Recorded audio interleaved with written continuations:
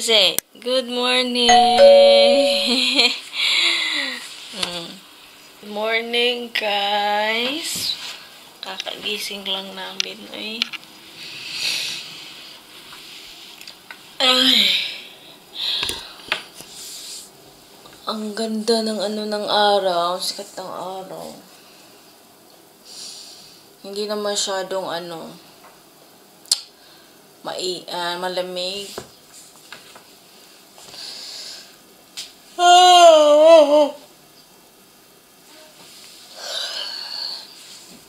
Happy Tuesday, guys.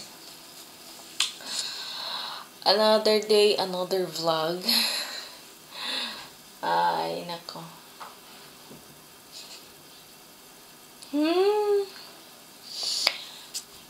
Ay, kakain na kami ng breakfast. The same as usual, guys. Yogurt, ipapakain ko Yuki. Tapos, konting rice. Sa akin naman, kape, of course. Masarap ang kape. So, ito, may kape na ako. Hinanda ng aking asawa, di ba? Ang sweet. Lalagyan ko lang siya ng milk. Tapos, yung spoon ko na may kakain ako ng yogurt at saka Yakult, iinom din. So, pag-isipan natin kung ano yung kakainin kong breakfast. Maybe mag-bread na lang siguro ako.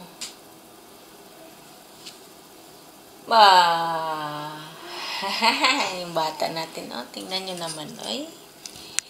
Yung bata natin dyan. Say hi, say hello to the vlog.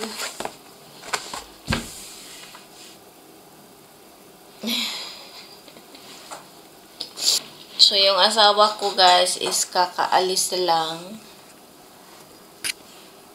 papuntang trabaho. So, ngayon, kakain muna kami, guys, ng breakfast. Let's eat na. Okay.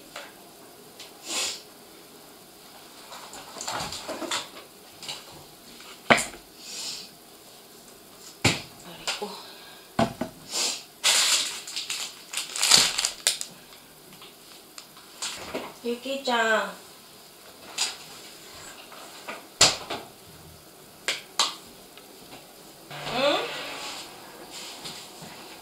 Come here na. Let's eat na.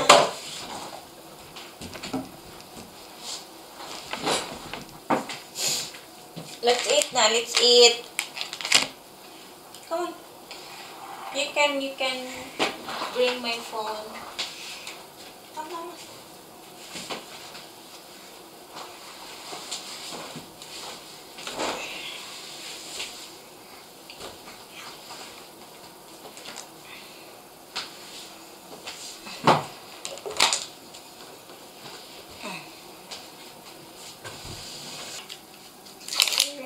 Meh. Meh.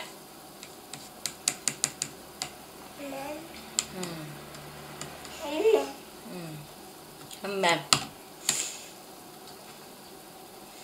Kain tayo, guys.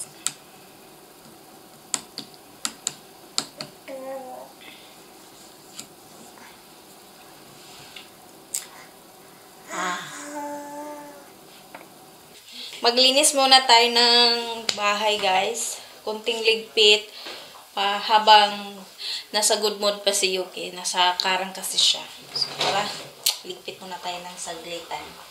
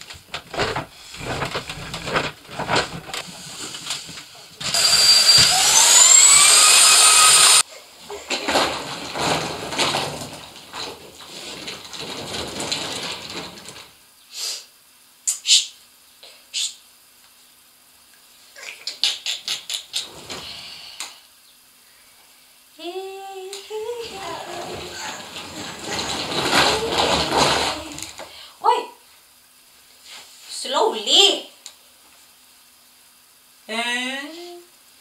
Peekaboo. Bang.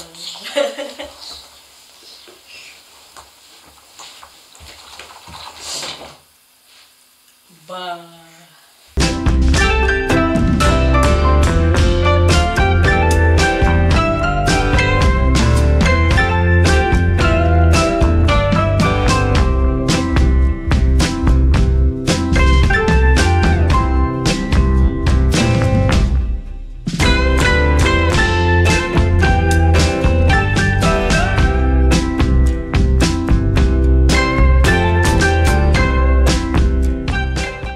Tulog si Yuki, guys. Meron lang ako ipapakita sa inyo. So, nung isang araw pa, nung nakaraang araw, dumating yung in-order ko sa Shein. So, isa yun sa mga in-order ko is yung para sa for school ni Yuki, gamit niya. So, papakita ko lang sa inyo, guys. Then, ito yung in-order ko, guys. Shoes at saka socks. So, ito yung shoes. In-order ko sa Shein. Medyo, malaki to kay Yuki, but it's okay. Dahil lalaki naman siya. Magwa 1 year na din siya. So, pinili ko yung malaki. Parang feeling ko, sakto to sa kanya eh. So, hindi ko pa tinanggal yung plastic sa loob. So, ito yung itsura ng shoes. Ayan. So, nagustuhan ko siya. Ito yung pinili ko, guys. Dahil alam ko na magtatakbo-takbo yung anak ko doon kung pag nakapaglakad na siya. So, rubber. Then, doon sa school din nila is, meron din naman silang indoor shoes. And, it's okay. Pero ito, lalagyan ko pa din to ng pangalan. Lahat kasi ng gamit, lalagyan ng pangalan. Sabi ng mga teacher doon.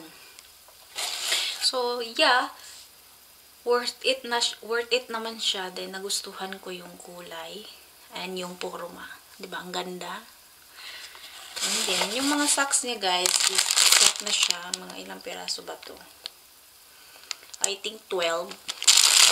Madami siya. Madami siya, guys. Ayan. So, paglalagyan ko to ng pangalan isa-isa. So, may in-order pa ako sa Shein yung mga damit na susuotin ni Yuki kasi sa ganyang edad, guys, na wala pang 1 taon, wala pang 1 taon hanggang 3 years old, wala silang uniform.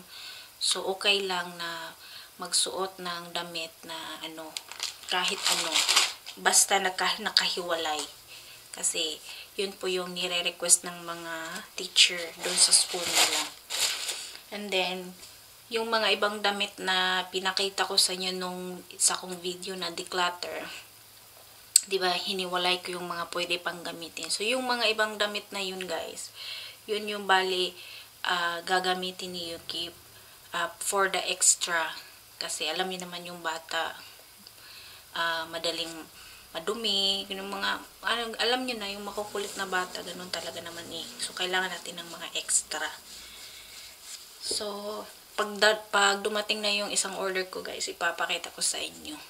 Terno din kasi yun, guys. Kasi, dito sa amin is spring season na. So, medyo may kalamigan pa. And, yeah. So, nag-order ako ng terno. Katulad nito. Yung hanggang dito yung in-order ko kasi. Then, medyo kundi siyang pajama, ganun. Then, ito. Partner ko na shoes. So, ayan. Ilang araw na lang papasok na si Yuki. So, alam nyo, guys, nandun ako sa part na excited. And also, nag-worried ako. Kasi alam nyo namang ganyang edad, mama ng mama. So, nag-worry ako, baka umiyak. Hindi ko alam yung magiging reaction niya. Kasi hindi kasi siya sanay na may mga kasamang ibang bata. Kasi wala naman kasing bata dito, guys. Hindi naman masyado maraming bata dito. Di tulad yan sa Pilipinas na maraming bata. So, ayun. Halo-halo yung mga nararamdaman ko ngayon na papasok na si Yuki. So, hindi ko alam. And also, guys, papasuotin pala kami ng casual. So, hindi pa ako sanay sa mga ganun. So, but anyway, sabi naman ng aking sister-in-law, papuntahin kami doon sa bahay niya kasi meron daw casual yung bali anak niya, anak ng aking sister-in-law. So, hopefully, makahanap ako ng casual na susuotin this coming first day of school ni Yuki. So, medyo may pagka-formal po ata mga damit dito ng mga parents. So, of course, first time kong gagawin yun, guys. At the same time, excited ako. Dahil nandun ako sa stage na hatid sundo, ganun. So, malalaman nyo din yan sa aking mga upcoming videos na paano ko susunduin si Yuki, paano ko siya ihahatid, lalo na malapit na din ako papasok sa trabaho. So, malalaman nyo din yan sa aking mga upcoming videos. So, hopefully, manonood pa rin kayo, guys. So, now, time check. It's already 11:19. So, I think I need to prepare my lunch and lunch of Yuki also. But now, she's sleeping. So, I think I need to prepare na habang tulog siya. Ito na yung ating bata. Gising na. Pero tapos na kaming kumain ng lunch, guys. So, nagising yung bata natin. Tapos, pinakain ko na siya agad. So, yan ang nangyayari. Peekaboo. Pika. Cover your face. Cover. Peekaboo. Peekaboo. Peekaboo. Yuki-chan. Peekaboo. Peekaboo. Ayan, active na active ulit. O, diba? Peekaboo. Say peekaboo. Oh. Peekaboo. Pika. Poo. Ay, Diyos ko, anak. Yan. Wow.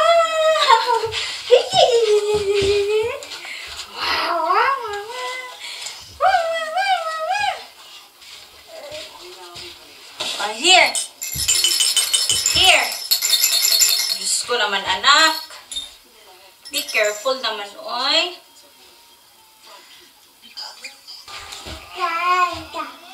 Ha? Ginoo ko. Pag ganito lagi, guys, Diyos ko, ang dami ko ng mga hubag-hubag sa makuyawan naman ko nganin na siya, oy. Careful! Bye! Where are you going?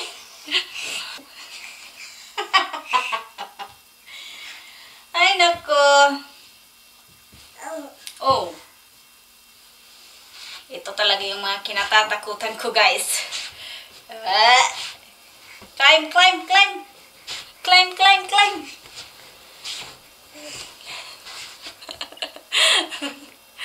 Okay?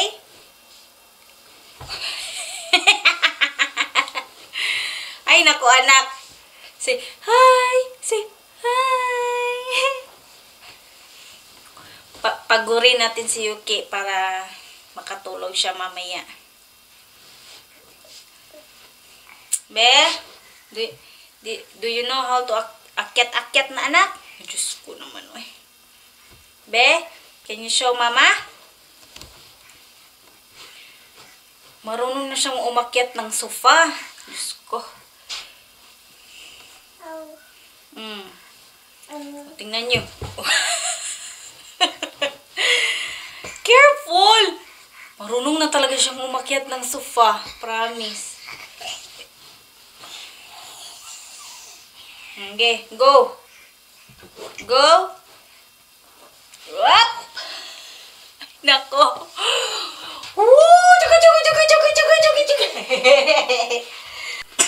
Oh!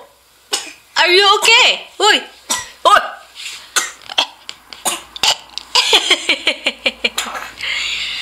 Okay.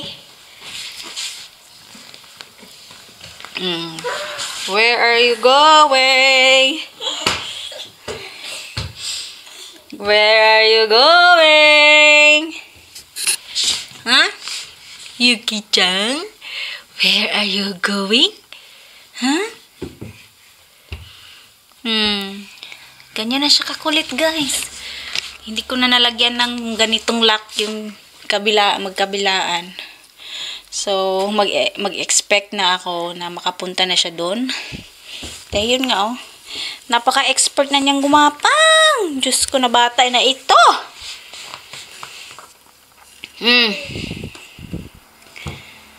Just take your time, anak. Pero ito talaga yung unang-una kong nilagyan ng lock dahil mayroon kasing kutsilyo. So, yan talaga yung pinaka-delikado. Careful!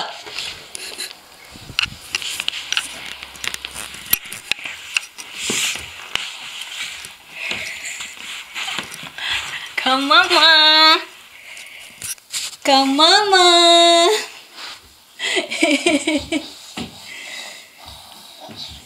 Hey, come, mama! Yeah!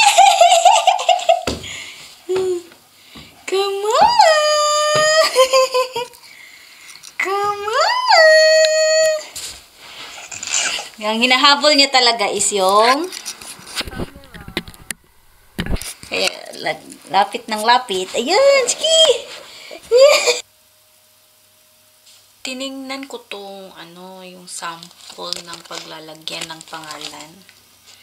Dahil dumating na nga yung socks. So, kailangan ko na tong lagyan ng pangalan ng paunti-unti. So, tiningnan ko tong para siyang guide kung saan talaga ilalagay yung pangalan. So, baby, dito siguro sa gilid. Ito pala yung bali, yung ilalagay ko. Ito yung pangalan ni Yuki. And then, gagamit tayo ng plancha. Tapos, didikit na to siya, guys. Papakita ko sa inyo kung paano. Ito pala yung plancha namin. Pakita ko sa inyo, guys, na yung plancha dito sa Japan, guys, is wireless.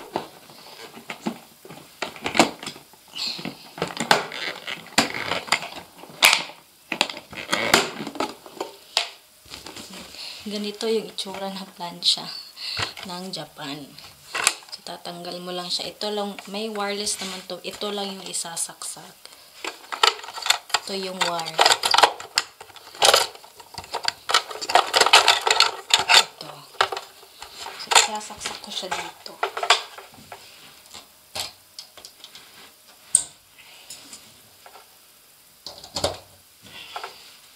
Tapos, ilalagay natin siya dito.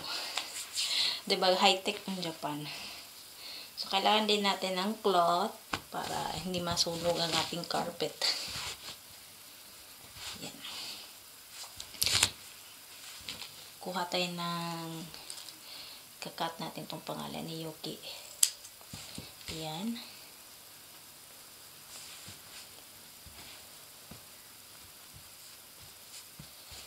So, maybe magkabilaan siguro. Ganyan.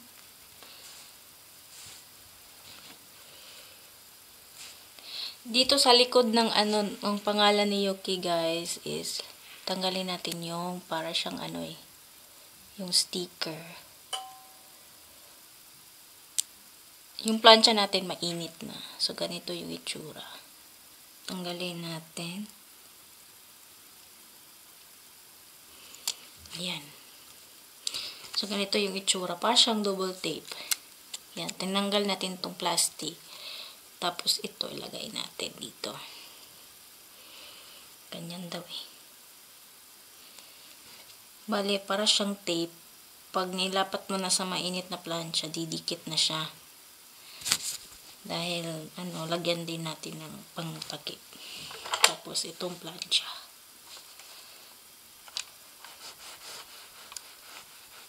Mga ilang seconds lang naman, guys. Madali, mabilis lang ito.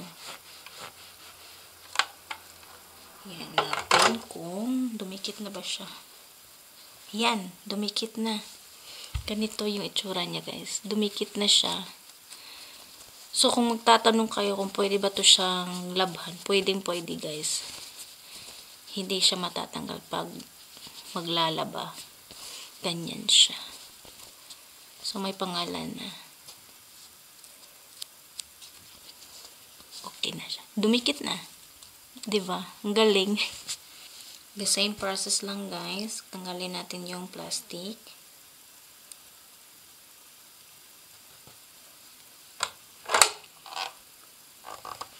So, kanina, yung nilagyan natin ng ganitong cloth, medyo hindi siya dumikit. So, try natin walang cloth. Kung didikit ba siya. So, dumikit siya. Mabilis na nga. Mabilis nga, oh. Mabilis nga siyang nagdumikit. Ulitin natin itong isa.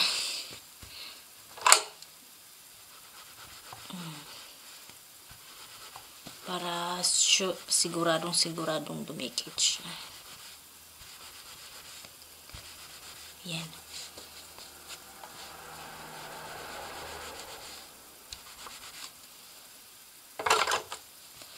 Yan. Tapos na, meron na siyang pangalan ng mga socks ni Yuki. Ayan. So, magkabilaan. So, ganun din yung gagawin ko sa ibang mga socks ni Yuki para hindi na ako maraming gagawin sa darating pang mga gamit ni Yuki. Paunti-unti ko na lang siyang gagawin para hindi mahirap. Kasi, iba din pag may bata, hindi ko matapos-tapos yung mga gagawin ko.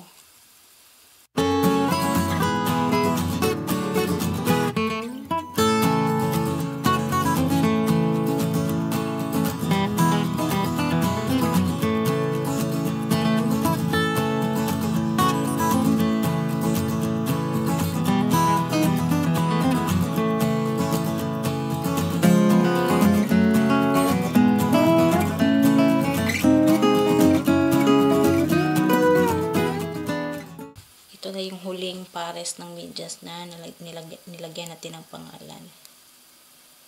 Ginagawa ko na to guys dahil ilang days na lang mag-April na. So papasok na si Yuki. So kailangan bago mag-April okay na lahat ng gamit niya.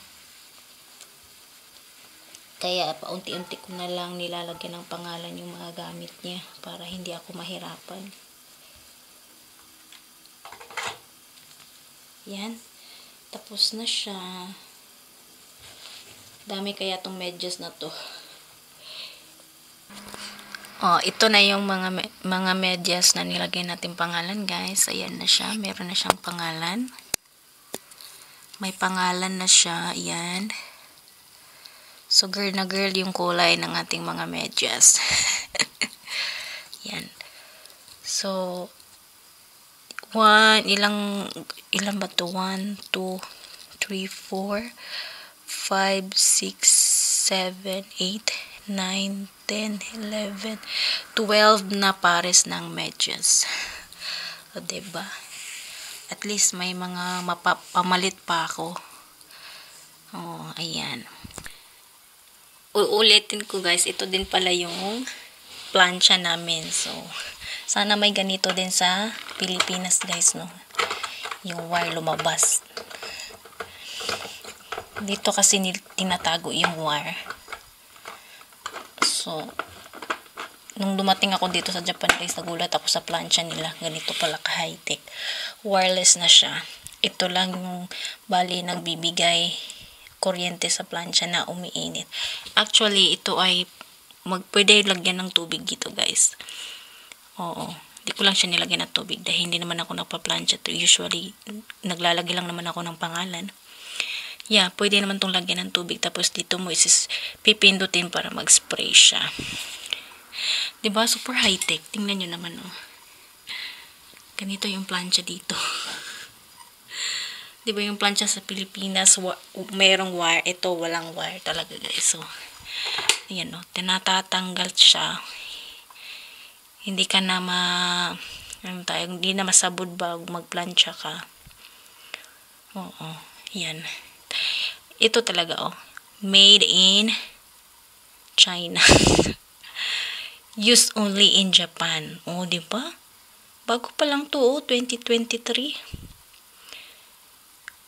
Only in Japan. Used only in Japan pala siya. Sobrang high-tech niya talaga, guys. Grabe. Ayan. In fairness, sana may ganito sa Pilipinas, no? Luto ako ng lugaw, guys, for Yuki. Dahil hindi naman ako magluluto ng marami. So, gagawa lang ako ng sabaw ng gulay. So, kaya gumawa na rin ako ng lugaw for Yuki's dinner.